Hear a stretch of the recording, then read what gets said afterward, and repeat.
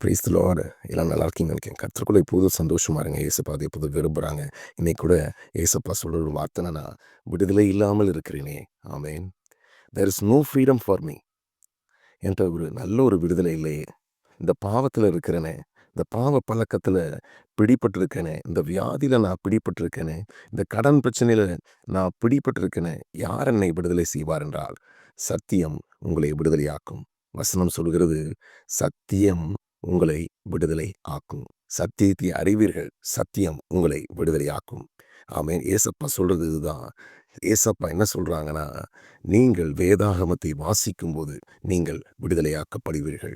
பைபிளை வாசிக்கும்போது தான் நாம் விடுதலை பெற முடியும். ஆமென். குமாரன் விடுதலையாக்கினால் மெய்யாகவே விடுதலை ஆவீர்கள். ஆமென். ஏசப்பா சத்திய வார்த்தையை கொண்டுதான் உங்களை விடுதலையாக்குவார். பேசும்போதே கர்த்தர் உங்களை விடுதலை ஆக்குவாராக. எல்லா மந்திர கட்டிலிருந்து, எல்லா பில்லி சுனிய கட்டிலிருந்து, எல்லா பிசாசின் தந்திரங்களிலிருந்து உங்களை விடுதலையாக்குகிறார். ஆமென். கர்த்தரால் கூடாத காரியம் ஒன்றுமில்லை.